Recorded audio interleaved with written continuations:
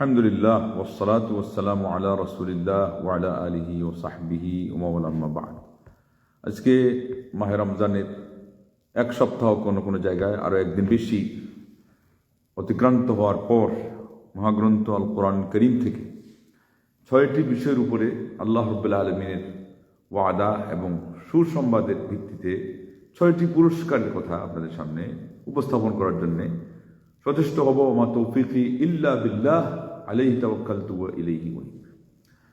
এক এক করে আমরা আয়াত নাম্বার সহ আপনাদের সামনে উপস্থাপন করার চেষ্টা করব। এর আগে এই কথাই শুধু আহ্বান থাকবে যে আমাদের ইয়াকিন প্রয়োজন।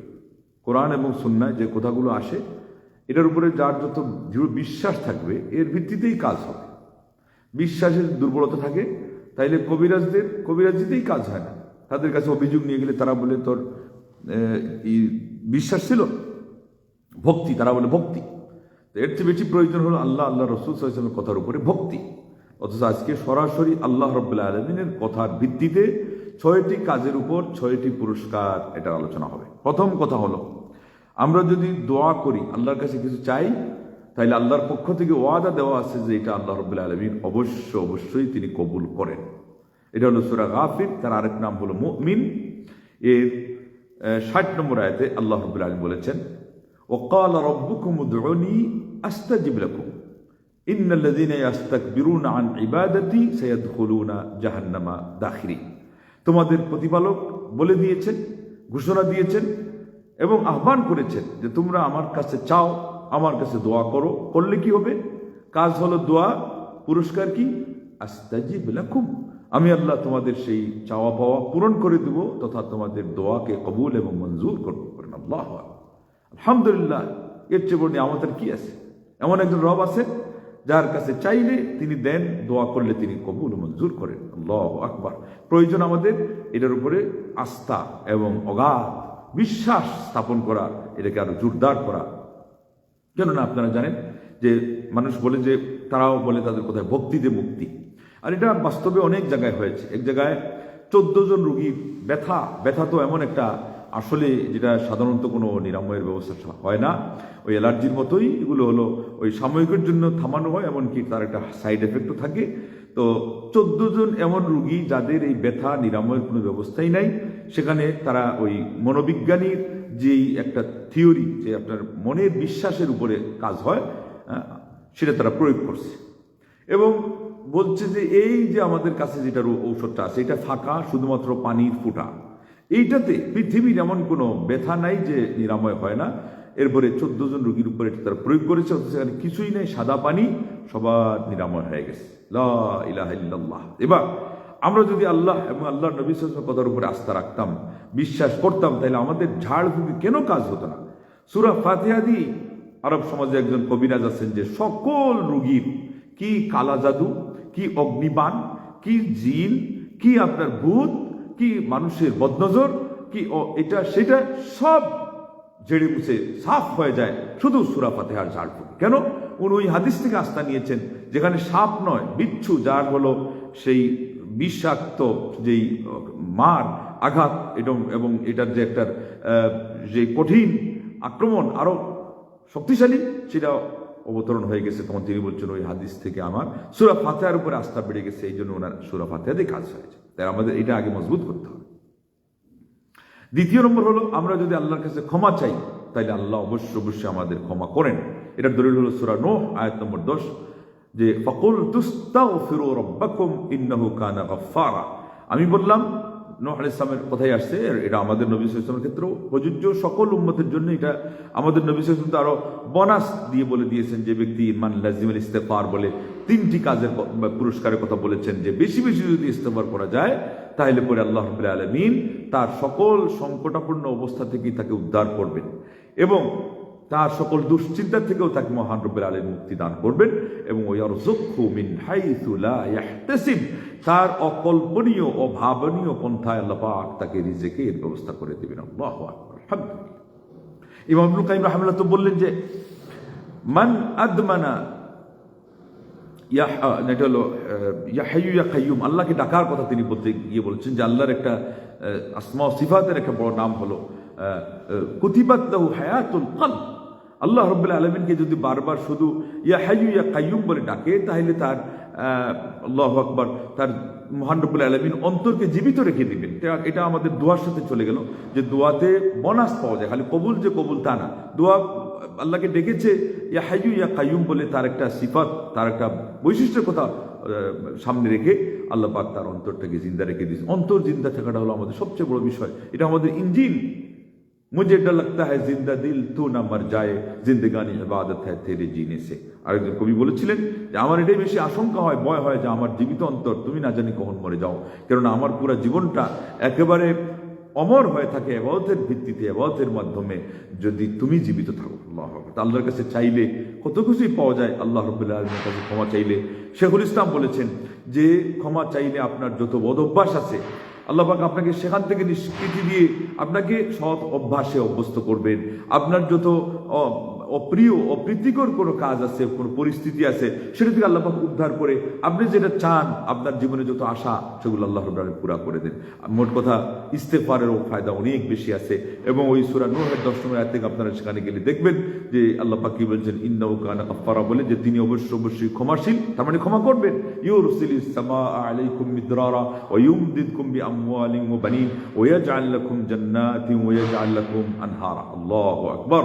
তোমাদের জন্য মুষলধারে আল্লাহ পাক আসমান থেকে বাড়ি বর্ষণ করবেন, এবং তোমাদের জন্য বাগ বাগিচা এগুলো উদ্গত করবেন। তোমাদের সমাজে বৃষ্টির পানির মাধ্যমে নদী নালা এগুলো প্রবাহিত হয়ে যাবে। এমনকি তোমাদেরকে আল্লাহ রাব্বুল আলামিন ধন সম্পত্তি দিয়ে, সন্তান সন্ততি দিয়ে মহান রাব্বুল আলামিন সাহায্য করবেন, সহযোগিতা করবেন। তাইলে কতটা পুরস্কার আপনারা পেয়ে গেলেন। সেজন্য হাসান বসরির কাছে কেউ আসছে অসুস্থতার অভিযোগ নিয়ে, কেউ আসছে অভাবের অভিযোগ নিয়ে, কেউ আসছে তার আরো কোনো সমস্যা নিয়ে, অসুখ বিসুখ নিয়ে। উনি সবাইকে বলছেন যে আস্তাগফিরুল্লাহ, বেশি বেশি করবো। তাকে জিজ্ঞাসা করা হলো, 5 জন ব্যক্তি 5টা অভিযোগ নিয়ে আসলো, এগুলো ভিন্ন ধরনের, আপনি সবাইকে একটাই প্রেসক্রিপশন দিলেন, এই ধরনের প্রেসক্রিপশন তো আপনারা নতুন দেখলাম। তিনি বলেন এটা তো কোরআনের কথা, আল্লাহ পাক এর এই আয়াতগুলো তিনি শুনিয়ে দিলেন। অতএব আল্লাহর কাছে ক্ষমা চাইতে থাকলে আমাদের পাইতে আর অসুবিধা হবে না। এমনকি কদর রজনীর দোয়া, আল্লাহুম্মা ইন্নাকা আফুউন তুহিব্বুল আফওয়া ফাআফু আন্নি, এটার মাহাত্ম্য চিন্তা করতে গেলেও আপনি এটাই পাবেন, যেটা ইবনুল কাইয়িম রাহিমাহুল্লাহ বলে দিয়েছেন। আমি ওইটাই বলতে গিয়ে কথা আরেকটা বনা এসে গেল, যে ইবনুল কাইয়িম রাহিমাহুল্লাহ বলেছেন যে যদি ক্ষমা চাওয়ার দরজা বান্দা খোলা রাখে, ক্ষমার এই পরিমাণকে বাড়িয়ে দেয়, তাহলে আল্লাহ রাব্বুল আলামিনের পক্ষ থেকে যত নিয়ামত এর দরজা এখনো বন্ধ আছে, আর যেই সমস্যাগুলো তার উপরে চেপে আছে, সব সমাধান হয়ে যাবে। আল্লাহু আকবার। কেন বলছেন? পাপটাই হলো আমাদের জীবনের সকল সমস্যার মূল, এবং পাপের কারণেই আমরা আল্লাহ রাব্বুল আলামিনের নিয়ামত থেকে বঞ্চিত হই। এটার মাধ্যমে বেশিরভাগ বিপদ আপদ আসে। অতএব বিপদ কাটার একটা ব্যবস্থা যখন আপনি করলেন, তখন বিপদও দূর হবে, সমস্যার সমাধান হবে। যা কিছু আপনি চান সেগুলো অনেকদিন আগে বলে রাখছেন, অথবা মনের আকুতি, মনের যেই আপনার সেই মিনতির স্বরের সেই চাপা বক্তব্য এখনো ব্যক্তই করতে পারেন নাই, মহান রব্বুল আলামিন সেগুলোকে অজস্র বাড়ি ধারায় তার রহমত এর মাধ্যমে আপনার মধ্যে তিনি তার বর্ষণ ঘটিয়ে দিবেন। আপনার দুহাত 2 ডানা মিলে সেগুলো গ্রহণ করে, সেগুলো ধরে আপনি সারতে পারবেন না। এই জন্য একজন বলছেন যে আপনি ধৈর্য ধরে আল্লাহকে, আল্লাহ যেভাবে পছন্দ করেন সেইভাবে চলুন, এবং আপনার মনের কথাগুলো বলতে থাকুন, ধৈর্য সহকারে অপেক্ষা করুন। এরপরে এত কিছু পাবেন যে আপনি আপনার 2 হাতে সেটাকে আপনি বহন করতেও পারক হয়ে যাবে। আল্লাহু আকবার, লা ইলাহা ইল্লাল্লাহ। তাহলে আমাদের ইয়াকিন এবং আমলের মধ্যে ত্রুটি। আল্লাহ তোমায় ডাকতে জানি না, ডাকার মতো ডাকলে আল্লাহ কেমনে শুনো না, এই কথাটাই বাস্তব। 3 নম্বর হলো আল্লাহ রাব্বুল আলামিনের শুকরিয়া আদায় করলে আল্লাহর নিয়ামত বৃদ্ধি করে দেন। সূরা ইব্রাহিম আয়াত নম্বর 7, ওয়াইস্তাআযানা রাব্বুকুম লাইন শাকারতুম লাআযীদান্নাকুম, তোমাদের প্রতিপালক ক্লিয়ার দিয়ে দিয়েছেন, ফয়সালা করেছেন, যদি তোমরা শুকরিয়া আদায় করো তাহলে আল্লাহ বলছেন অবশ্যই আমি নিয়ামত আরো বাড়িয়ে দিব, নিয়ামতের পরিমাণ আমি বাড়িয়ে দিব, এর পরিধিকে আমি প্রশস্ত করে দিব, ওঢেল নিয়ামত দিয়ে আমি তোমাদেরকে মালামাল করে দেব, লালে লাল করে দেব। তার নাম আল্লাহ। আল্লাহু আকবার। এই জন্য গফুরুন শাকুর, আমাদের রব হলেন ক্ষমাশীল, এবং আমাদের রব হলেন শুকর গুজার, এমন শুকর গুজার যে বদলা দেন। তিনি আর কি শুকর গুজারি করবেন? আমরা যে একজনের কৃতজ্ঞতা প্রকাশ করি যে অর্থে, সেটা নয়। বান্দা সামান্য কিছু করলে আল্লাহ অনেক কিছু দেন, আল্লাহ রাব্বুল আলামিন সেই অর্থে শাকুর। তথাপি এই যে দেখেন কিভাবে তিনি বান্দাকে বদলা দেন, যে সামান্য শুকরিয়া আদায় করছে এখন বৃদ্ধি করে দেন একেবারে প্রাচুর্য পরিমাণ দিয়ে, প্রচুর কিছু দিয়ে। এর বিপরীতে ওয়ালা ইন কাফারতুম ইন্না আযাবি লাশাদীদ, যদি শুকরিয়া আদায় না করো তাহলে আমার শাস্তি হলো মহা শাস্তি এবং কঠিন। তাহলে আমরা তিনটা পাইলাম। চার নম্বর হচ্ছে তওবা করলে আল্লাহ রাব্বুল আলামিন অবশ্যই তওবা কবুল করেন। মহান রব্বুল আলামিন ইরশাদ করেছেন, ওয়া হুয়াল্লাযী ইয়াকবালু তাওবাতা আন ইবাদিহি ওয়া ইয়াফু আনিস সাইয়্যাত ওয়া ইয়ালামু মা তাফআলুন। সূরা সূরা এর 25 নম্বর আয়াতে আল্লাহ বলেছেন, তিনি সে আল্লাহ যিনি তওবা কবুল করেন এবং ক্ষমা করেন পাপ, মার্জনা করেন পাপ, এবং তোমরা যা করো আল্লাহ রাব্বুল আলামিন সবকিছুই জানেন। তো এখানে আমরা যেটা বলতে চাচ্ছি সেটা হলো আল্লাহ রাব্বুল আলামিন অবশ্যই তওবা কবুল করেন, তার ওয়াদা। আপনার আস্থা বানানোর জন্য বারবার এই আয়াত পড়বেন, সূরা সূরা। আমি নাম্বার বলে দিচ্ছি, এটা হলো 25 নম্বর আয়াত। 5 নম্বর, ধৈর্যে, আমরা বলি ধৈর্যে মেওয়া ফলে, যে সয় সে রয়। আর আল্লাহ পাক কোরআনে কি বলেছেন, সূরা জুমার আয়াত নম্বর 10, ইন্নামা ইউওয়াফাস সাবিরুনা আজরাহুম বিগাইরি হিসাব। অবশ্যই যারা ধৈর্যশীল তাদের প্রতিদান আল্লাহ পাক বেহিসাব পূর্ণ মাত্রায় দিয়ে থাকেন। এর আগেই বলে দিয়েছেন, এরপরই বলে দিয়েছেন বেহিসাব। আগে বলেছেন ইউওয়াফা শব্দের মধ্যেই রয়েছে যেখানে কোনো কম থাকে না, কাটায় কাটায় পরিপূর্ণ হয়। কিন্তু এটা কোন কাটা?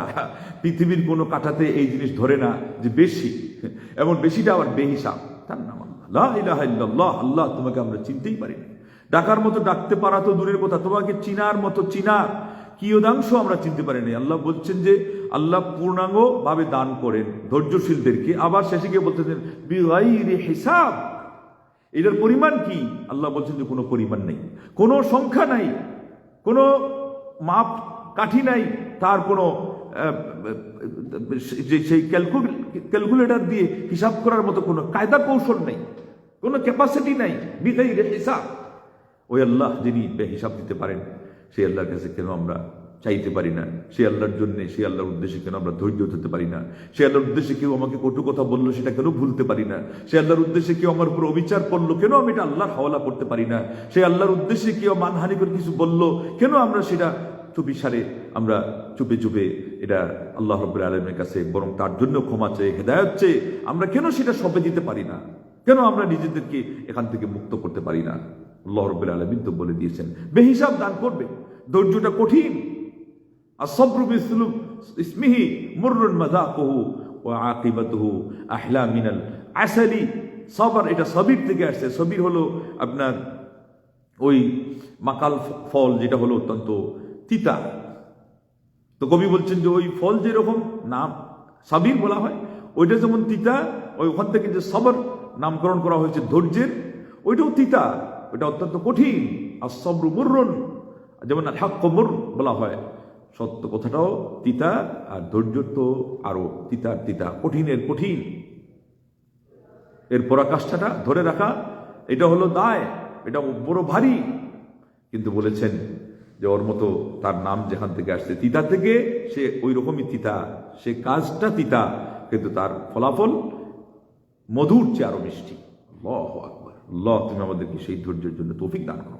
এবং একটা হাদিসে আসছে যে সাওমু নিসফু সবর, রোজাটা হলো ধৈর্যের অর্ধেক।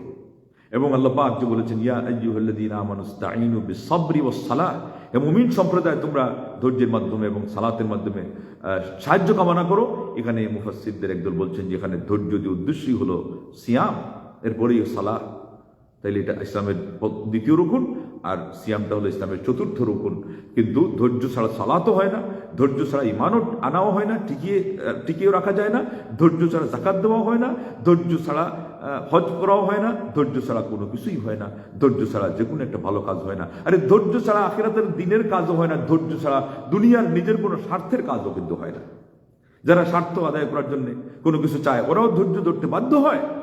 একজন জ্ঞানী বলেছিলেন যে কিছু জিনিস আছে আরেকজনের ওই জুতা সাফ করতে করতে হাসিল হয়, কিন্তু এটা হলো যদিও বা তাড়াতাড়ি হয়ে যায়, তার চেয়ে যেটাতে স্বাদ আছে, যেটাতে সার্থকতা আছে, যেটাতে সফলতা আছে, যেটাতে আপনার ধীর নিঃশ্বাস নেওয়ার মতো ব্যবস্থা আছে, নিশ্চয়তা আছে, সেটা হলো আপনার জুতা যদি ছিঁড়েও যায়, ফিতা ক্ষয় হয়ে যায় জুতার সকল বডি, তারপরেও আপনি ওই আপনার উদ্দেশ্য সাধন করতে গেলে আপনি সেখানে হাঁটি হাঁটি পা পা করে চেষ্টা করেন, সাধনা করেন, ওইটার মধ্যে আপনার সফলতা নিশ্চিত, এবং সেটাই হলো আসল আসল সফলতা। আল্লাহু আকবার। তো সেও কিন্তু কষ্ট করে। বস বস বলতে গেলে তার কিছু উচ্চারণ করা লাগে, তার কিছু তুষামুদ করা লাগে, তার কিছু শব্দ ক্ষয় করা লাগে, তার ব্যক্তিত্বকে লস করা লাগে, তার সব কিছুকে জলাঞ্জলি দেওয়া লাগে, কখনো আরো কত কিছু। কতজন তার লা হাওলা ওয়ালা কুওয়াতা ইল্লা বিল্লাহ স্ত্রীর ইজ্জতকে পর্যন্ত লুটিয়ে দিয়েছে ওদের কাছে তার স্বার্থ আদায়ের জন্য। কিন্তু এটা তো মনুষ্যত্বের কাজ নয়, এটা তো মুসলমান হিসেবে তো এটা প্রশ্নই আসে না। তাহলে সেখানে তো ত্যাগ আছে, ত্যাগ কি না দিল, সবকিছু দিল, পরিণতি হিসেবে কি পাইলো, ওই সাময়িকের জন্য কিছু পাইলো, কিন্তু এটা তো আসল সফলতাও হলো না। এমনকি তার ইমানও অনেক সময় থাকলো না, কোনো সময় তার চরিত্র থাকলো না, কোনো সময় তার চরিত্র থাকলো না, তার ব্যক্তিত্ব থাকলো না। লা ইলাহা ইল্লাল্লাহ। তার থাকলো কি? ব্যক্তিত্ব চলে গেলে থাকলো কি? জ্ঞানীরা বলেছেন যে money lost, nothing lost, healthing lost, something lost, আর ক্যারেক্টার লস্ট, এভরিথিং লস্ট। যদি টাকা হারায় তাইলে সামান্য গেছে বা কিছুই হারায় নেই, আর যদি স্বাস্থ্য হারায় তাইলে কিছু একটা হারাইছে, আর যদি তার ক্যারেক্টার, চরিত্র, ক্রেডিট, মুসলমান হিসেবে আমাদের পুঁজি, নৈতিকতা, নীতি নৈতিকতা, এটা যদি হারায়, এভরিথিং লস্ট, সে তার সবকিছুই হারিয়ে ফেলেছে। কিন্তু এটা আমরা বলি, ইংলিশম্যানদের কথাটা আমরা উল্লেখ করি, অথচ আমাদের তাদের কথা বলার কোনো কারণ নাই। শুধু এই জন্য বলা যে সেও এটা স্বীকার করেছে, ওয়াল হাক্কু মা শাহিদাত বিল আ'দাউ, যে এটা বাস্তব হয়ে পারেই না, না হয়ে পারেই না, যে একজন শত্রু, একজন বস্তুবাদী ব্যক্তি, সেও এটা বলেছে। কিন্তু এটা মূলত আমাদের সম্পদ, আমাদের হারানো ধন, আমাদের ইসলামের সেটা হলো মূল ধন। ইন্নামাল উমামুল আখলাকু মা বাকিয়াত ফাইনহুম যাহাবাত আখলাকুহুম যাহাবু। জাতি, তাদের মেরুদণ্ড তখনই থাকে যখন তাদের চরিত্র ঠিক থাকে। যদি চরিত্র শেষ হয়ে যায়, জাতির অস্তিত্ব ধরতে হবে শেষ, বিলীন। অথচ আজকে আমরা সবকিছু হারিয়েও স্বার্থের জন্য আমরা পাগল পারা হয়ে যাই। তাইলে আমার থাকলো কি? নীতি নৈতিকতা কোথায়? আমার ইমান কোথায়? আমার আস্থা কোথায়? আমার আকীদা কোথায়? আর এই জন্যই আজকে আমরা এগুলো ওয়াদা কোরআনে থাকা সত্ত্বেও আমরা আমাদের জীবনে হাউতাস করে মরি। পরিণতির জন্যে, পুরস্কারের জন্য ধৈর্য ধরতে হবে, এটা ঠিক, কিন্তু অবশ্য পাওয়া যাবে, কিন্তু আমরা সেই যুগ থেকেও হাতছাড়া করে আমরা শেষ পর্যন্ত ওই আপনার কুয়াশার পিছনে ছুটে চলি, মরিচিকার পিছনে ছুটে চলি, যার ফলে আমরা ব্যর্থ হই, আমাদের শ্রম যায় বৃথা, এবং দুনিয়াও তো আমরা সবকিছু হারাই, আখিরাত তো আরো গেল। জেনে রাখবেন, দুনিয়ার পথে হেঁটে যদি সে কিছু পায় কি না পায়, এটা সস্তা জিনিস, পাইলেও সস্তা, না পাইলে হারাইছে এটাও সস্তা। কিন্তু দিনের পথে চলতে গিয়ে যদি আমরা আদর্শ হারাই, নৈতিকতা হারাই, আমরা দামি জিনিস হারাইলাম। দিনের পথের মানুষ দুনিয়া হারাইলেও তার লস কিন্তু ওইটার চেয়ে ক্ষতিকর, মারাত্মক। আর দুনিয়া, দিন হারাইলে তো গেলই সবকিছু, আখেরাত হারাইলে তো খাসিরাত দুনিয়া বলে আখেরা। আল্লাহ বলছেন এই দুনিয়াও হারালো, আখেরাত হারালে, পরে বলছেন যালিকা হুয়াল খুসরানুল মুবিন, এটা হলো সুস্পষ্ট হারানো, সুস্পষ্ট লস, এবং সুস্পষ্ট হলো ক্ষতি আর ক্ষতি। আল্লাহ, তুমি আমাদেরকে এই ক্ষতির হাত থেকে রক্ষা করো, এবং লাভবান হওয়ার জন্য তুমি যে ওয়াদা দিয়েছো, আল্লাহ আমাদেরকে সেই ওয়াদাগুলো পুরো করে আমাদের কলিজা ঠান্ডা করো, আমাদের তোমার ওয়াদার উপরে আমাদেরকে আল্লাহ আস্থাশীল থাকার কাজে তুমি আমাদেরকে সাহায্য করবেন, আল্লাহ আমিন। 6 নম্বর, যে ব্যক্তি আল্লাহর পথে ব্যয় করার অভ্যাস করতে পেরেছে, মহান রব্বুল আলামিন তাকে অবশ্যই বদলা দিবেন, পরিবর্তে বাড়িয়ে দিবেন, বরকত সহ, শুভাশিস সহ। এটার ওয়াদা আল্লাহ কোথায় করেছেন? সূরা সাবা 39 নম্বর আয়াত, ওমা আনফাকতুম মিন শাইইন ফাহুয়া ইউখলিফু। আল্লাহু আকবার।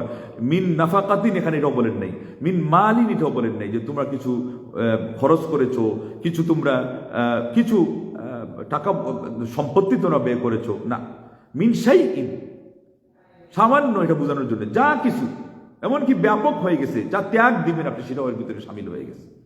আল্লাহু আকবার। ত্যাগটাকে কি বলা হয়? স্যাক্রিফাইস। এটাই হলো আপনি নিজে থেকে কি করলেন? আপনি দান করলেন, অবদান রাখলেন। আল্লাহ পাক বলছেন যা কিছু করলেন, যদিও এটা মূল উদ্দেশ্য ওইটা, এবং এখানে নিতে হবে যে খরচ করা, আল্লাহর পথে মানে অর্থ ব্যয় করা, যেটুকুই করেন না কেন, ফাহুয়া ইউখলিফু। আল্লাহ পাক বলেন নাই যে তিনি প্রতিদান দিবেন, বলেছেন বদলা দিবেন। আর আল্লাহর বদলা আল্লাহর মতো, একটু আগে যেটা শুনেছেন, বিগাইরি হিসাব, কোনো ক্যালকুলেটর, কোন ধরনের মাপ যন্ত্র, কোন ধরনের অঙ্ক, কোন ধরনের সংখ্যা, এটা আমার আল্লাহ রাব্বুল আলামিনের বদান্যতাকে বুঝায় না, সেটা সীমাবদ্ধ করতেই পারে না। আল্লাহ পাক বদলা দিবেনই দিবেন। যেমন বুখারী শরীফের হাদিসে আসছে যে প্রত্যেক দিন সকাল বেলা আদম সন্তানের সাথে দুইজন ফেরেশতা ডিউটি পালন করার জন্য নিয়োজিত হন। একজন বলেন যে আল্লাহুম্মা আতি মুনফিকান খালাফা, আরেকজন বলেন আল্লাহুম্মা আতি মুমসিকান তালাফা, আল্লাহ যে বে করে তুমি তার বদলা বের করে দাও, এবং আল্লাহর বদলা আগে আপনি শুনেছেন যেটা দেওয়া সেটা বেহিসাব দিবেন, এবং এমন কিছু দিবেন যে আপনার ওটার তুলনায় অবশ্যই বেশি, যদি আপনার আস্থা থাকে। আপনি ওটাতে উদাসীন থাকবেন। হাদিসের মধ্যে আসছে যে ব্যক্তি দুনিয়াকে উদাসীনতার সাথে নিবে, আল্লাহ তার মধ্যে বারাকা দান করেন। আর যদি ওইটার আপনি নিয়ে থাকেন, কৌতূহল নিয়ে পাচ্ছি না কেন, কোথার থেকে আসতেছেন, তো কিন্তু নাও পাইতে পারেন, এবং বেশিরভাগ সম্ভাবনা এটাতে না পাওয়ার। একজন ভাই এক লোকের চাস্তো ভাই খরচ করতো, সে উদাসীনভাবে খরচ করতো যে আল্লাহ দিবেন, এটা আল্লাহর ব্যাপার, আমার এটা নিয়ে চিন্তার কারণ নেই। সে যেদিন জয় টাকা খরচ করতো, সকাল থেকে দুপুর পর্যন্ত বিকালে সেটাই পেয়ে যেত। ওইটা দেখে তার চাস্তো ভাই বললো দেখি আমিও খরচ করে দেখি, এখন সে আর পায় না। তো অনেকে বললে এটার পার্থক্যটা কি, আমাকে বুঝাও তো দেখি। তুমি যা খরচ করো সকালে তা পেয়ে যাও বিকালে, আমি এতদিন খরচ করলাম কিছুই পেলাম না, বলে আমি আল্লাহটা পরীক্ষা করার জন্য খরচ করি নাই, আমি আস্থা নিয়ে খরচ করেছি। তার মানে বুঝলেন আস্থার ব্যাখ্যা কি, আস্থার ফরম্যাট কি, আস্থার ফর্মুলা কি, আস্থার সেই আপনার আমরা কি বলবো তার যেই সংজ্ঞাটা কি। আস্থার সংজ্ঞাটা বলেছে ভুলে যাওয়া, আল্লাহর ব্যাপারে আপনি হারিয়ে ফেলবেন সব কিছুকে, আপনার সেই মনের চিন্তাটা হারিয়ে ফেলবেন। আস্থার ডেফিনেশন বুঝতে পারছেন কি ইসলামী শরিয়া অনুযায়ী? তো আর এবং তার বিপরীতটা এটা পরিষ্কার হয়, মনের ভিতরে কৌতূহল অপেক্ষা, ওইটাই হলো আস্থাকে ভঙ্গ করে দেওয়া। চাস্তো ভাই বলছে আমি ওটার কথা মনেই রাখি না, তো আল্লাহ পাক মনে রাখেন এবং আল্লাহ আমাকে দেখিয়ে দেন, ধরিয়ে দেন। তুমি তো এটা নিয়ে খালি চিন্তাই করছো, তার মানে বোঝা গেল তো আল্লাহ রাব্বুল আলামিনের ওয়াদার উপরে তোমার কি আছে, সামান্যতম হলেও সন্দেহের সামান্য অবকাশ ছিল, ওই জন্য তুমি পাও না। আর এরপরে আরো কিছু হিকমত থাকতে পারে। কেউ যদি পরিপূর্ণ আস্থাশীল হওয়ার পরেও না পায়, বুঝতে হবে এটা আরেকটা দিক, আল্লাহ রাব্বুল কাছে যে বান্দাকে আল্লাহ পরীক্ষা করছেন, অথবা তাকে আল্লাহ আরো বেশি পছন্দ করেছেন, আল্লাহ যাকে পছন্দ করেন তার পরীক্ষাটাকে আল্লাহ রাব্বুল আলামিন আরো কঠিন করে দেন, এটা হতেই পারে। কিন্তু আমাদের এই যে 6টা আপনারা ওয়াদা শুনলেন, এর মধ্যে 3 পরিমাণ আপনার আমার দুর্বলতা থাকতে পারে, আল্লাহর হিকমতের কারণে দেরি হতে পারে, কিন্তু আল্লাহ রাব্বুল আলামিন ওয়াদার মধ্যে কি নাই, সামান্যতম সন্দেহ নাই। এই কথা মনে রেখেই মনের মণিকুঠাতে গহীন বনে হৃদয় তন্ত্রীতে বসেই আমাদেরকে কাজ করে যেতে হবে, এবং এর ফলাফলের ভ্রুক্ষেপ না করে যেতে হবে, এটা হলো সত্য। তাইলে পরে আল্লাহ রাব্বুল আলামিনের ওয়াদা সত্য হিসাবে আপনার জীবনে বাস্তবায়ন হবেই হবে। মহান রব্বুল আলামিনের আসমা হুসনার ওসিলা দিয়ে দোয়া করছে, আল্লাহ তুমি আমাদেরকে তোমার উপরে আগে আস্থাটা সুদৃঢ় করার, যেভাবে করলে তুমি খুশি হয়ে যাও তৌফিক দান করো। আর সেই সাথে আমরা দুর্বল ইমানদার, আমরা আমাদের উপরে তুমি এই পরীক্ষাকে কঠিন না করে সহজে আমাদেরকে দুনিয়াতেও এর ফলাফল দাও, এবং পরকালেও তুমি এর ফল লাভে আমাদেরকে ধন্য করো। আমিন। ওয়া আখিরু দাওয়ানা আনিল হামদুলিল্লাহি রাব্বিল আলামিন। ওয়াসসালামু আলাইকুম ওয়া রাহমাতুল্লাহি ওয়া বারাকাতুহু।